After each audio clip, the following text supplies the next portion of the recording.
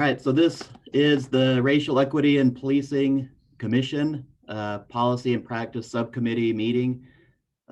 Wednesday, November 25th. This meeting will be an electronic meeting pursuant to the Core Commission determination that conducting the meeting at a physical location presents a substantial risk to the health and safety of those who may be present at the anchor location. The subcommittee will not have a physical location and all attendees will connect remotely.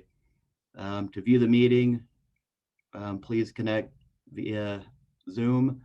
The meeting will be conducted by myself, Josh King, a member of the Commission facilitators. And more information can be found at slc.gov/boards/racial-equity-in-policing-commission/. So with that very formal welcome to the subcommittee meeting. As I was saying, I know we're on the eve of a holiday and people have demands and constraints, and so appreciate the time that you're jumping on here and spending. And so welcome. Just to go over some housekeeping items, I wanted to review with you all real quick an update on dates, first and foremost, as we've been working through our agenda for the next month or two regarding the broader public outreach and interaction with subcommittees and the broader core commission. We've kind of put a calendar together. We did have discussions about, as you guys know, meeting tonight as a subcommittee or not with a holiday, but wanted to keep the momentum going and get on with those that could. But I'll share my screen with you real quick just to give you a broad overview of what we're looking at.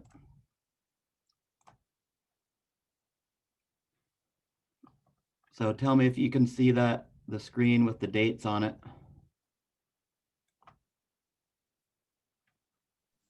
We can see it. Okay. Good. So you can see today we have subcommittee. Next Wednesday, December 2nd, we'll have subcommittee. December 9th, subcommittee. December 16th, we were originally looking at, in lieu of the commission meeting, commission/public listening session. However, we've moved that to January due to the holiday constraints and not wanting it to feel like it was sandwiched in there between Thanksgiving and the December holidays and the end of the year. So we're looking at subcommittee meeting, and then as planned prior, no meetings on December 23rd or December 30th, and then we'll reconvene as a commission on January 6th and look for in January those listening sessions with the broader community and more focused listening sessions with the groups that we've identified and we are identifying throughout the community.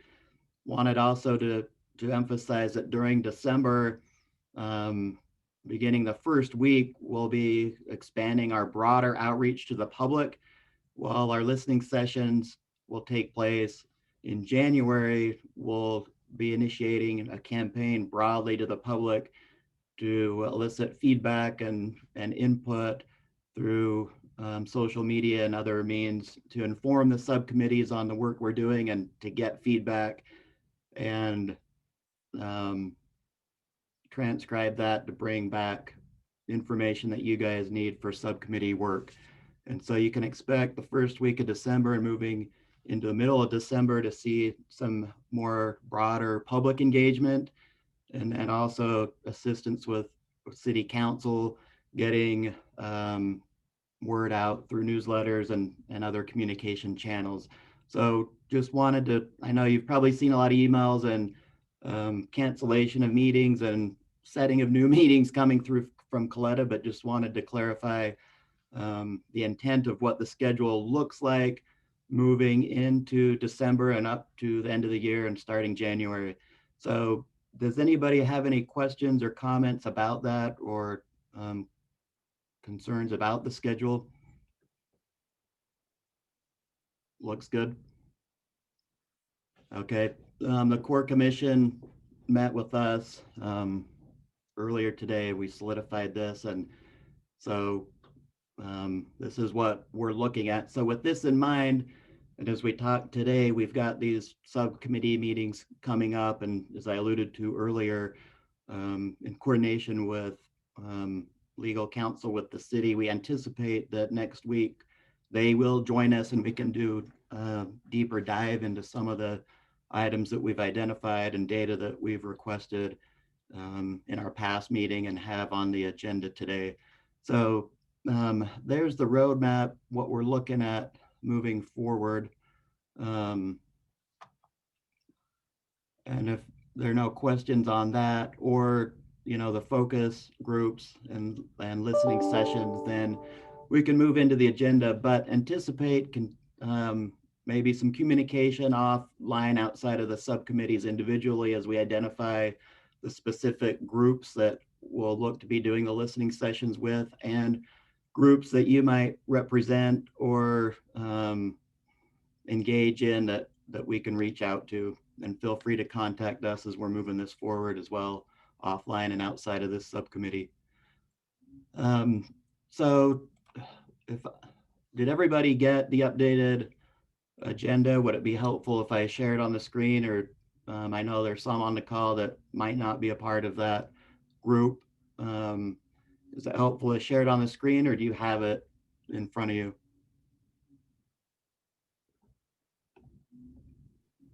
I currently have one. You have it, MJ? Yes. It may be helpful to share it just to overview it though real quick. Okay, yeah, let me pull it up, share it with you guys.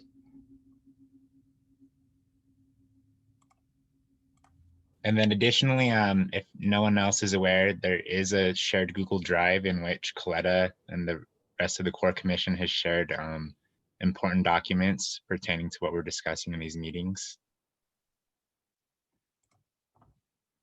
Yeah, and I know from our last meeting, Stephen and others requested attachments, but also I think if it's helpful in any correspondence I have where I attach something or reference something, I can include the link to that. So it's just one click and we'll take you right to that if that's helpful. Yeah, Stephen. Yeah, Josh, I was just about to ask if you could just share the link or send me the link to the drive, and I can go to the folder and get what I need. Yeah, you bet. Thank you. Yeah, want to make it as easy as possible for everybody. So let me just pull up the agenda, and there are a couple agenda items and discussion points I wanted to jump into, follow up on.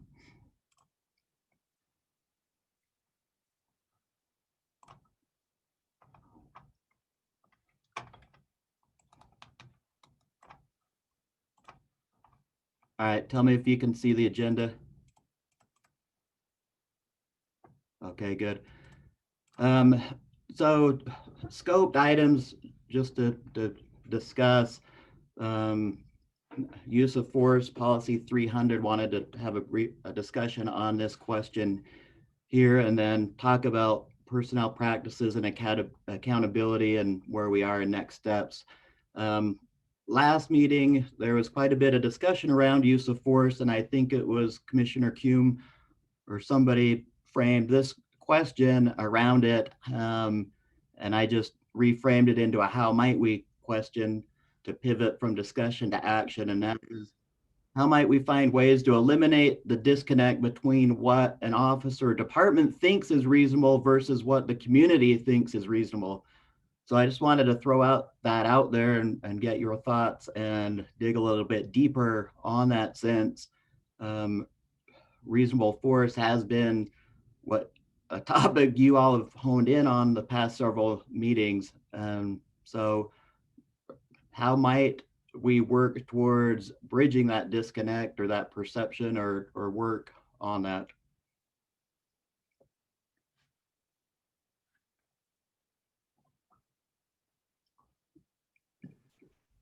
I think maybe us trying to unpack and figure out why exactly it exists in the first place will be helpful. And I don't know if that's like another panel or a town hall. I know sometimes people get kind of tired of those, and so I don't know if that's what the most immediate step is, but I think that's definitely something that could be done. Another thing that could be done is trying to see how current policy and also current law, case law especially, encourages or reinforces that disconnect. And trying to explore what changes can be made in that regard, more so in regards to case law, because I think policy has changed quite a bit over time. But if policy isn't held up to, then the only other defense is case law. And if case law isn't quite where it could be, then I think that may be where the larger issues kind of stem from. Yeah, good. So a follow-up to that, Commissioner Q, and I appreciate that. When you say unpack why it exists, are you speaking to the disconnect and why that exists and maybe some education around that? Or are you saying unpack why the reasonableness standard exists?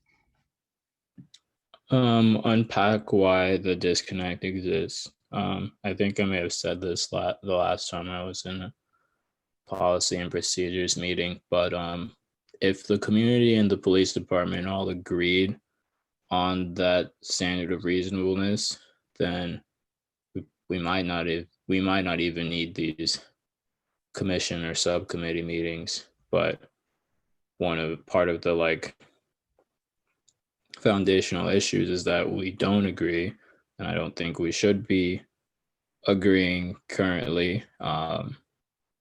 But the hope is to get to that point. So I think maybe understanding where we're coming from will be helpful, and as far as trying to understand where we could go or where we should go. Good, thank you, appreciate that. Any other thoughts, comments on that? I'd like to add on to that point. I think when addressing how we can eliminate that disconnect between the community and law enforcement, we need to understand the historical proponent itself. The role of policing in America is not the same for everyone in every subgroup. Not every community needs the same level of policing or the same type of policing. So the fact that we have a reasonableness standard, although we don't have a standard device for each of our communities on how we decide to proactively get involved and proactively deter crime instead of reactionary actions, which tend to be a vast majority of what law enforcement is. It's them responding to calls. Very limited are we actually seeing interactions where law enforcement are engaging with minorities in a proactive way that's actually deterring crime. If we saw more of that in maybe places like the media, more of that within marketing within the department, I think it would improve that disconnect. But we need to stop hearing and we need to start seeing action. It's one thing to be having these meetings and constantly saying the same thing almost every day. And then it's one thing to see that we're seeing an adverse effect occurring within the department, within officers resigning and leaving within mass numbers, which has not been seen in the last two administrations. And so I know there's a lot of pressure right now within the mayor's office to address racial inequality, but I don't see the connect within Salt Lake City Police Department currently. I see reactionary measures that are not necessarily absolving systemic issues, such as the immediate policy reforms that were put out after the May 30th protest were reforms such as we won't use tear gas on demonstrators. But today, the Police Review Board actually admitted that there was excessive use force used by Salt Lake City Police Department at the May 30th protest.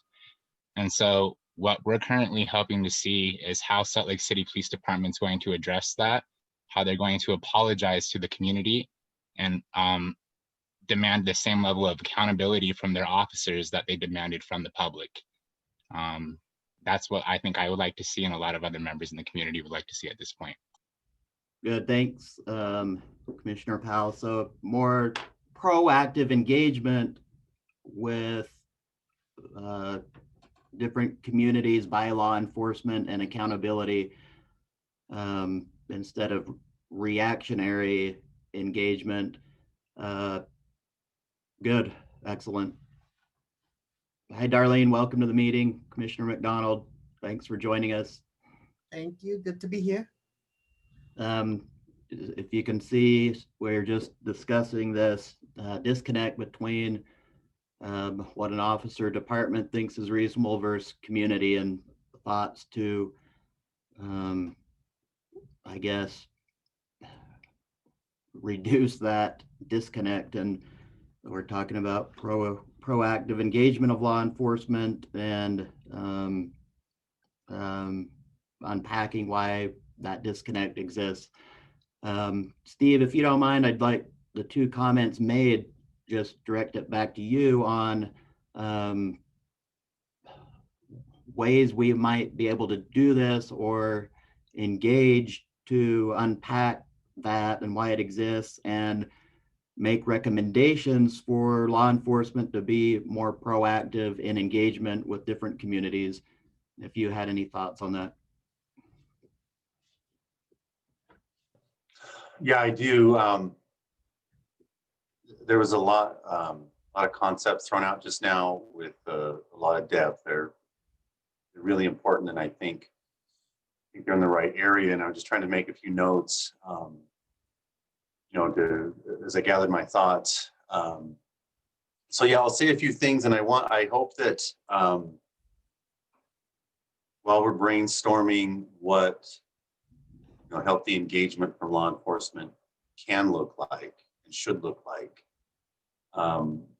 there are also some practical reasons that have been already mentioned by the department, some that I feel like I'm familiar with, that can be impediments to that. And I just want to be clear that I'm not saying we shouldn't do it. I'm not saying we can't do it, but I think it's worth understanding that there are some challenges in accomplishing that I think need to be part of our recommendation. So I just throw that out before I say too much. And I'm gonna figure out how to unmute my microphone without holding down the space bar. So give me 1 second to do that.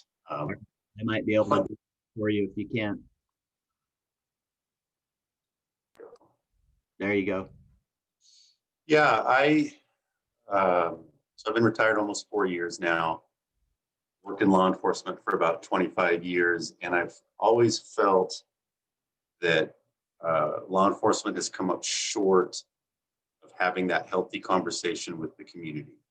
So as we define, and in particular communities of color, right? So so much of law enforcement is defined by law enforcement and then projected to the community, and then the good outcomes are also defined by law enforcement, and that conversation to define that is not collectively there. So I really like the idea, as Commissioner Coombe initially, I just want to make sure I give credit to the right places, about having those meetings, having that dialogue, right? Having that opportunity for community and law enforcement to come together and have that conversation, because the outcomes are not where they need to be.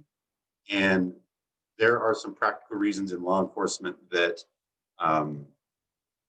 community needs to know about the realities of policing, and then come to mutual understanding of what would be acceptable after both sides understand each other, right? And so that's one of the reasons I keep going back to how important it is for this commission to connect with the department and have those conversations with law enforcement. So I think individually it can help, and then I think collectively in the community, that's really important.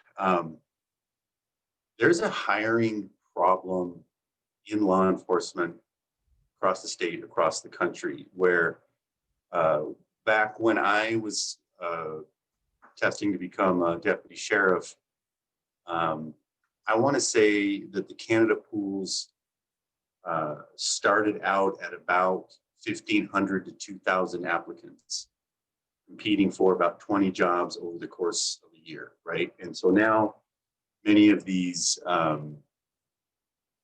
recruitments, they call them, or maybe 50 or 60 officers, and a lot of them are officers that have been seen before, trying to get into law enforcement, and aren't able to get through or to get hired for various reasons. So one thing we need to do is make it appealing for people to come into the profession, right? And so I think that's one job of this commission, is to reach out to additional candidates who maybe haven't felt like they want to be a part of law enforcement, and have the department be something that they can agree with and want to be a part of.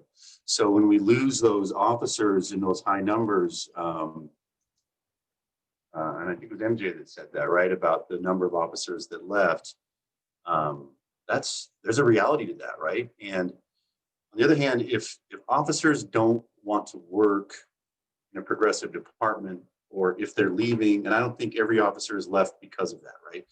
But if they're leaving because of the prospect of working for a progressive department, that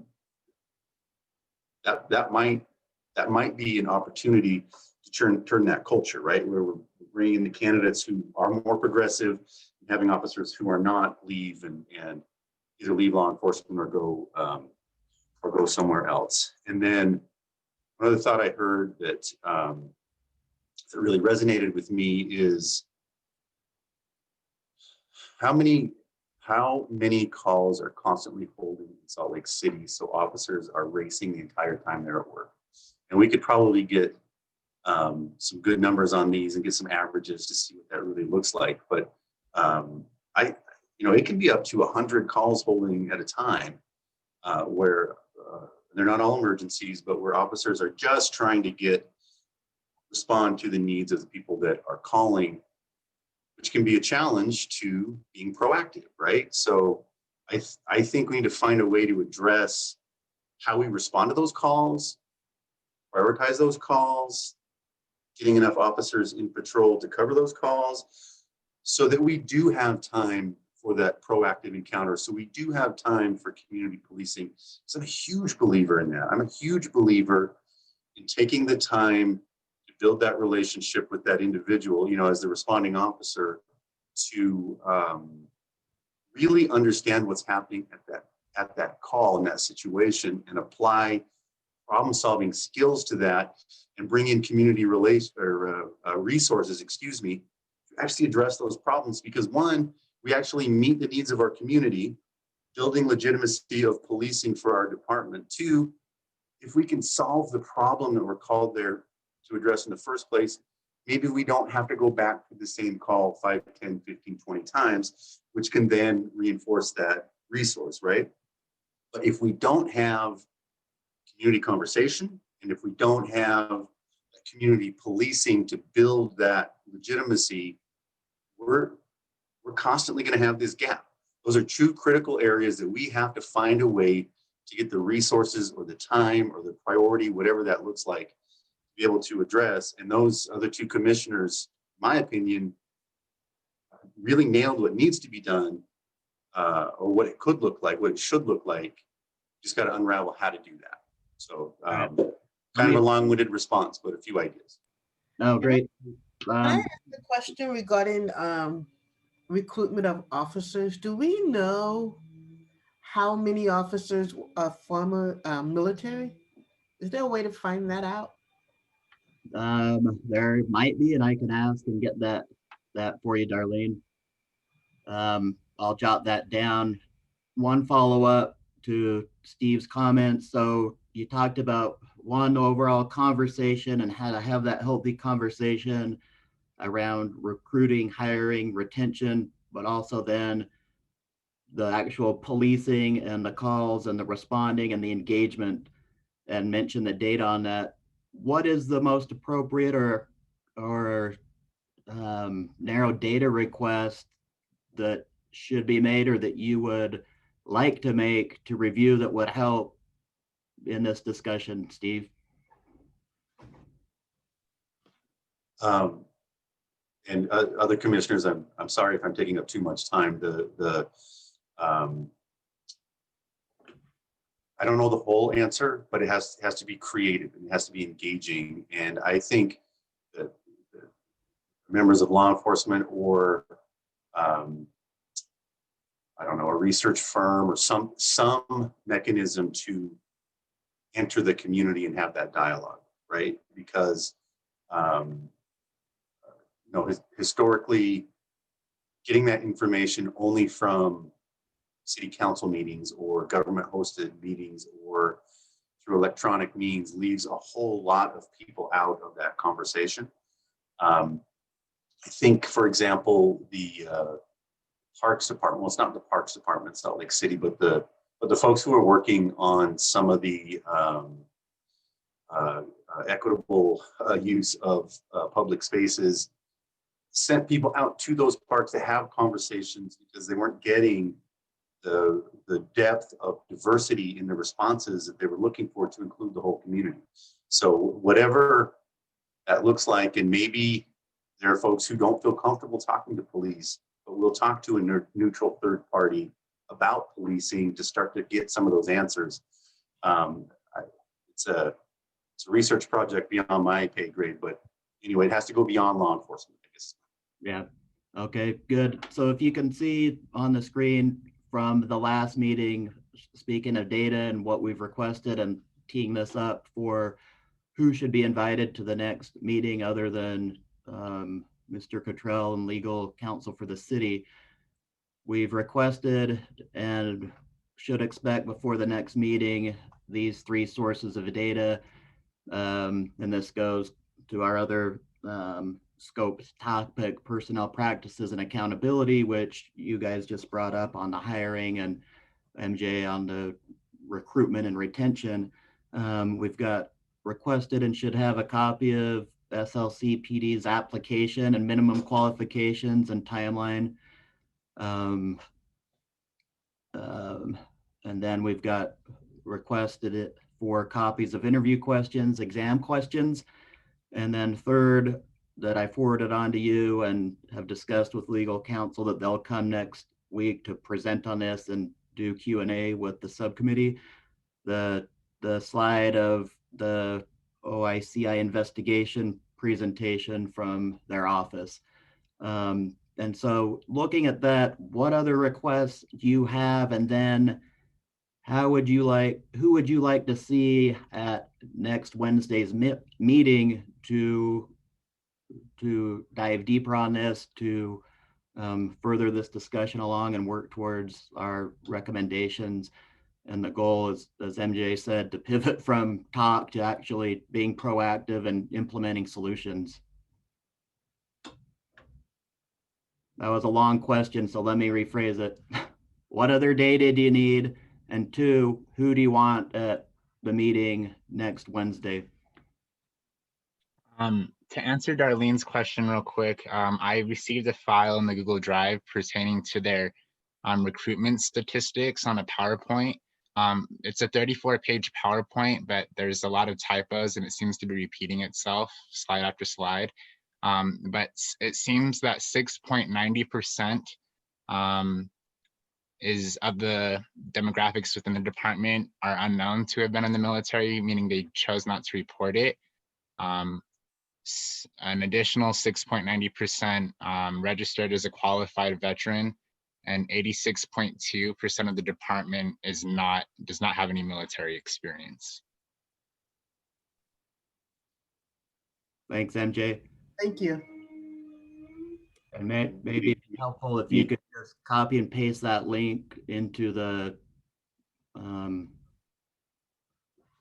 Drive folder. And to pitch on that point, then could we perhaps request an updated recruitment statistic document? Yes. Thank you. And it's me again. I think I mentioned it last week, but I'll just bring it up again. I think it would be good if we talk to an internal affairs investigator, because that will complement that third phase. They're really involved in the other phases of that OICI flow chart, but particularly that administrative piece, is they're the ones that are conducting that investigation and then giving those recommendations to other members of the department. So that really is an important part of the accountability, and particularly as I believe that the policies that we can make recommendations about coming from this commission will be the shortest route to departmental change. And that's how they would be enforced if there were a violation. There are other ways to train to them and to generate culture, but absent that in the violation, internal affairs that would have a key role in looking at that. I think it'd be worth our time to see that process. All right, great. So accompanying Mr. Cottrell on this presentation, internal affairs investigator would be helpful to also include in that discussion. All right. I have something as well. I'm sorry. Yeah, go ahead. This is along the lines of recruitment and training. I'm interested in the actual academy. When someone comes in, they're recruited, they've gone through the application process, and they say, okay, you're gonna go through training. How many complete that training? What does a successful training look like? How many people, what's the statistics of who actually successfully completes it? And are there any red flags? And how is that dealt with? Do they say, no, you can't become a police officer, or or do they? What does that look like? I don't know if Steve may even be able to answer these questions, but I'm curious as to, just because you get the training, are you automatically in? Or are there red flags and are they dealt with? Yeah, Steve, feel free to answer if you know generally, and then I guess I'd ask Commissioner McDonald if that's information that we'd want to pull over from the training subcommittee or somebody within SLCPD. David, you came on, and when you do, I know you probably have something to say that will be helpful. So go ahead. Yeah, because I mean, if it goes along the lines of who we put into these communities and if they're qualified to even be there, Yeah, you know, that sort of thing. Yeah. yeah, David, go ahead. Sorry, Josh. I just wanted to affirm Commissioner McDonald's questions. Those same exact questions are being asked and explored in the training subcommittee. And so, how we bring that information here, because it's, becomes very relevant. We always knew there'd be crossover between subcommittees, but those very same questions are being asked in the training subcommittee. And I believe in one of the recent meetings, they have started talking further about that process of the training and identifying red flags and answering those very specific questions. Yeah, thank you, David. Yeah, and at some point that might be helpful to, as David said, we knew there'd be crossover. And so we can work on, I don't know if it's next week or the following week, a briefing from Dante here in this subcommittee on what they're working on and just an update. But I'll note that and have a conversation with him, Commissioner McDonald, and then report back to the group or set it up for the next subcommittee meeting or the meeting after, if that's helpful. I Speak to a little bit of it. I don't know. Hey, I'll come back to next week. yeah, sorry, Steve. Commissioner Kuhn had a comment, then Steve follow up. Oh yeah, this is a little bit of a tangent, so I think it'll be good to return back to Darlene and Steve's conversation after this. But just to add to the list of data that we were interested in that you asked about, Josh, if there's like maybe data on like the number of officer involved incidents, and like I know there's like privacy that comes into play because some of these or a lot of these involve like legal proceedings, but if there's like a way to know, like, I don't know, if there's like a percentage of like this many incidents were escalated in this way or investigated in this way, and this many resulted in a policy change, or this many resulted in maybe a resigning of a police officers. I'm kind of curious if there's like data on those things. Okay, so you want to see a correlation of outcome of officer involved incidents and the accountability or action on or taken by the law enforcement officer. Yes. Okay. To maybe speak to that, I recall there are 29 reported investigated incidents with K9. Having some insight on that within, I don't know if it needs to be a private review session or whatnot, but I know members of the Civilian Review Board have authority to see those files and to review those cases. So whatever we need to legally do to be able to open that insight up to the main commission, I think is important. Excellent. All right. Thanks, MJ. Steve, Commissioner Andrew Weirden, did I pronounce that correctly? Yeah, perfectly. Andrew, I just put Steve A on the screen, so Yeah. just to say Steve. All right. So thinking about, I remember your question, Darlene, when the Salt Lake PD hires someone to be a police officer, they send them through an internal police academy, which is under the umbrella of the state. So it is essentially the same training as a recruit that goes out to police officer standards and training out at the community college campus out about 90th South. And they also add their own, some of their own material with that, some of the culture that they're trying to accomplish in their officers. And while you're in the academy, there are standards for passing both written and practical tests, and you have to pass all, and that includes firearms. So it would be searching and handcuffing and addressing an entire scenario, and they would get graded on those things. And the grading matrix established by the state police officer standards and training. And then if they pass that, then they go into a Salt Lake City specific, training phase, I'll call it. And some of that is in-house training with their policies and expectations that way.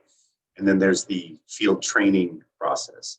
And one thing that I'm also on the training subcommittee, we're trying to address is the training unit doesn't actually host the field training program. That's hosted out of the Pioneer Precinct. And they do have conversations back and forth. I would personally like to examine how effective they are of issues that the training staff identified about a particular young officer recruit and the way they're operating in the field. So sometimes those trainers would come back and say, hey, were they having trouble with X or Y? And then they're evaluated in the field training on a daily observation report, or DOR. And that's a numeric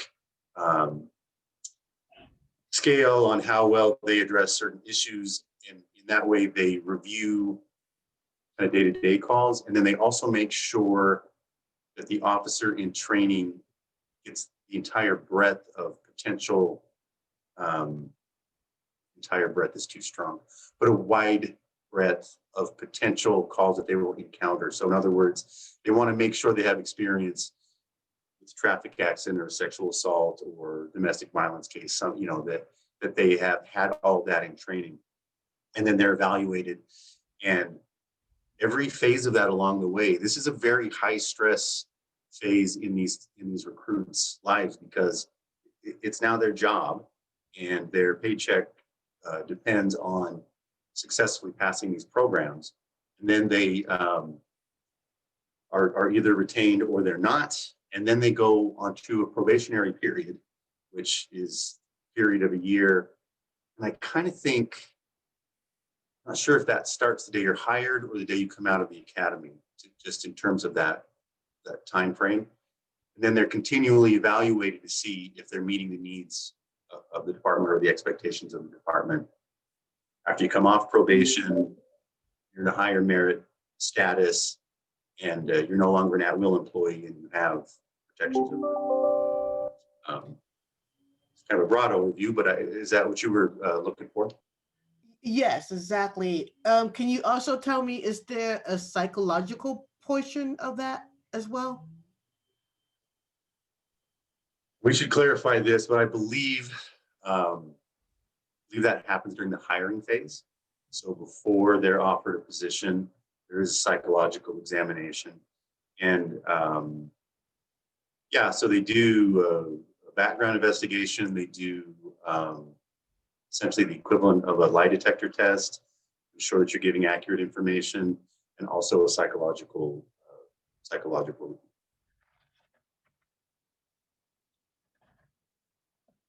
That sounds like what you remember from the training commission, David?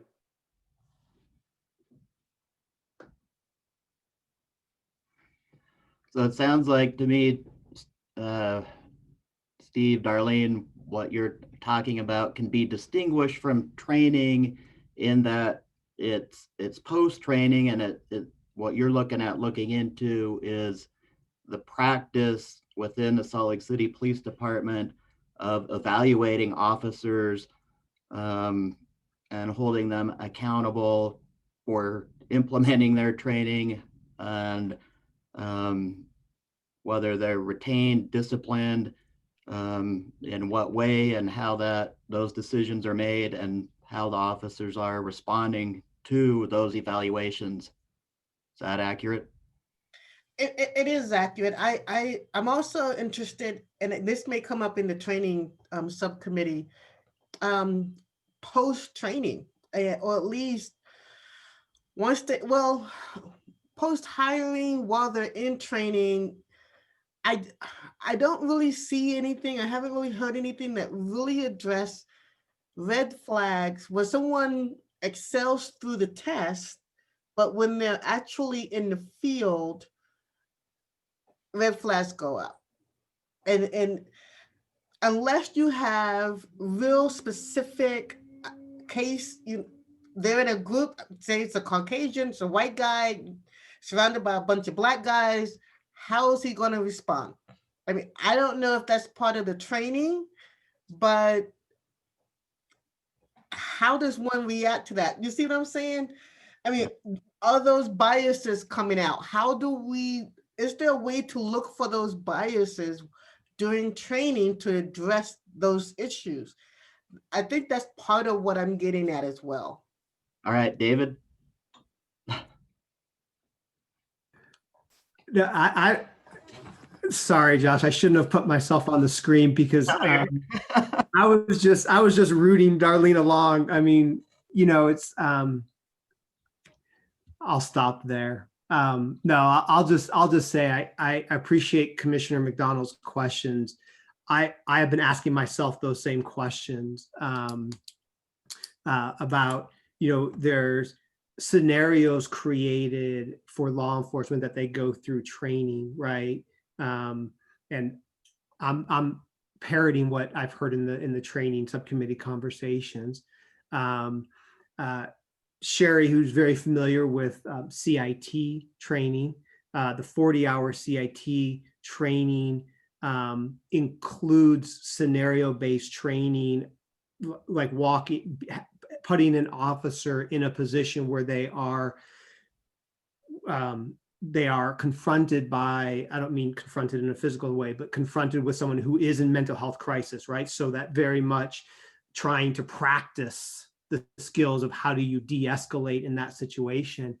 And what I hear you asking, Commissioner McDonald, is there the same type of opportunity when we're talking about race, and confront, and when an officer comes upon an individual, African-American gentleman in the community, and what happens then, right? Like, so I shouldn't have, I try not to open my big mouth, but some of you know me, and that's very challenging for me. And so this was one of those moments where I think you're asking such a great question, and I've been asking myself that, right? What happens if an officer who pulls over someone who's Latino, and that individual accuses that officers of racial profiling them, right? Like, is there a scenario-based training around that? And MJ knows a lot more about this than I do, but I think you're asking a great question, Commissioner. Yeah, MJ, is that a hand up, or you just? Yeah, just a quick comment to add on to it, because I think they're hitting both of the nail, or head on the nail. Within that, I don't think we necessarily need we need scenario training, but we don't need a given scenario because it's happening, right? So I went to West High School, happens. You walk out of high school, hey, let me see your backpack. I'm not on school grounds, you can't search my bag. Let me see your bag.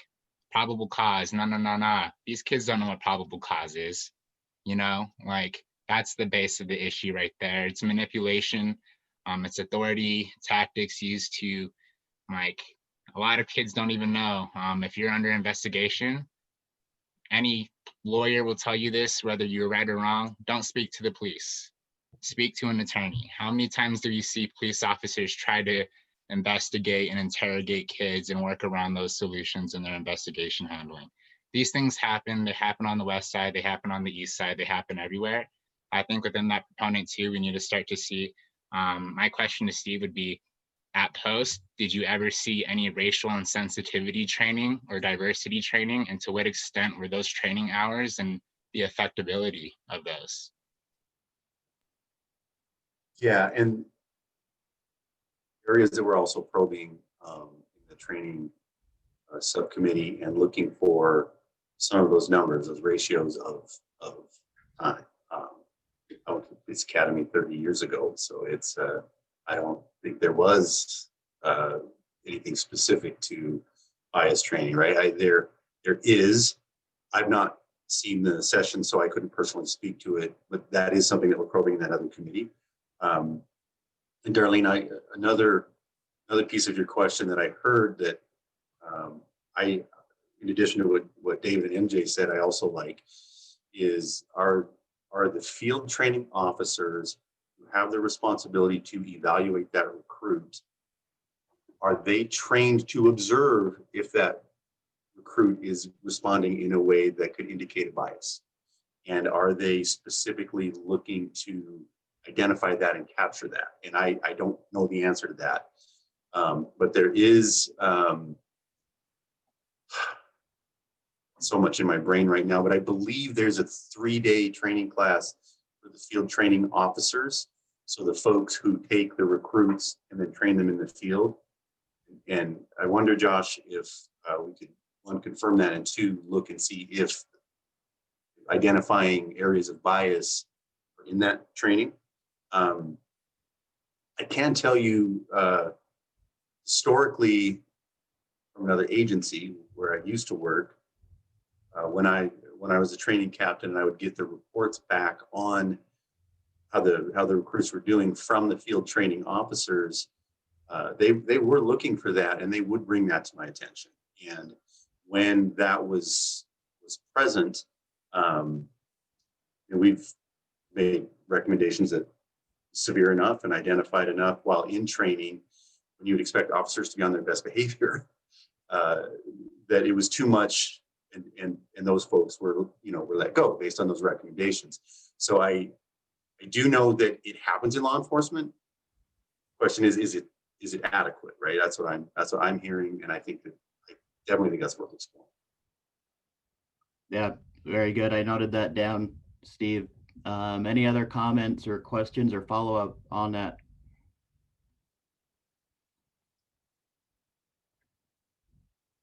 All right.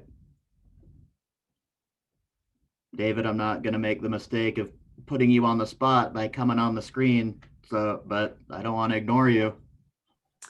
Well, since I've already like totally violated my own rules so many times today already, I might as well at least make this, just go full scale and then resume my normal position next meeting. Commissioner McDonald was asking questions about the testing, psychological testing, things like that. I wonder if it's worth exploring and what commissioners would think. And I don't know if anyone has heard anything about this. And I only know a little bit based on a radio program I listened to, which I could definitely track down, that there are even some tests that are being developed that would create some measures of risk of bias within officers, meaning not as a way of just pure and simple, screening individual officers out, but that just like psychological testing may indicate risk around handling stressful situations, there may be, again, according to some information I've been exposed to, similar types of tests being developed that would look specifically at issues of bias and the potential of bias within a particular officer or an officer in training. Again, not as this was hammered home, not as a simple yes or no, but as something that can create opportunities for where those risks, identify where risks may exist. And I'm more than happy to track down where I gather some of that information, but kind of in line with what Commissioner McDonald was asking around psychological testing and things like that. Yeah, that's excellent. Very good. That reminds me of a quote from Abraham Lincoln, David, that I heard in law school a lot that definitely does not apply to you. It's better to remain silent and be thought a fool than to open your mouth and remove all doubt. That does not apply to you. We appreciate when you pop on and interject. It's very beneficial. So yeah, thank you. Steve, comment?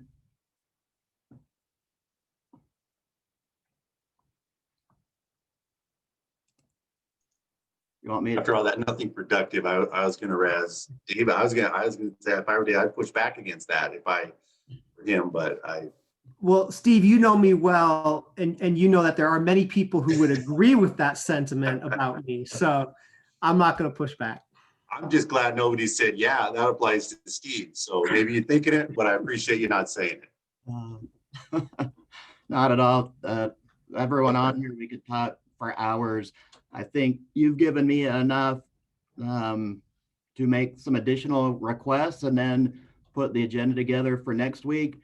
What I've found, and I think what's reasonable, is requests we make today on data and collection, we might not get in time for the next meeting, but we're already, I think, teed up for a productive next meeting with some of these agenda items around the officer involved critical incident tree and retention and, the accountability, those application processes and interview questions and exams. So I'll put together an agenda working towards that for next meeting. Just wanted to follow up regarding that. Who do you want invited for that meeting besides legal, Mr. Cottrell, and then Steve had mentioned internal affairs investigator. Anybody else from the police department or somebody that you'd think would be beneficial? Maybe someone from the Citizens Advisory Board. That way they can attribute their piece to how they take into accountability and how they do things, because I don't want to adversely affect their decision-making and their protocols within what the REP Commission could potentially do. And then to speak of trees, before I no longer say anything, thank you to the city for planting their 1000th tree on the west side. It's a huge deal. That's awesome. Environmental sustainability is huge. And eliminating environmental racism is huge as well. So that's a systemic piece we love to see, and we're positive and looking forward to the work in the next years to come. So thank you guys.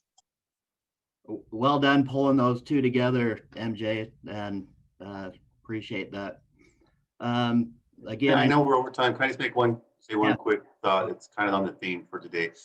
One thing that we're looking at in the training subcommittee is having sessions for law enforcement provided by members of the community, and particularly members of communities of color for perspective.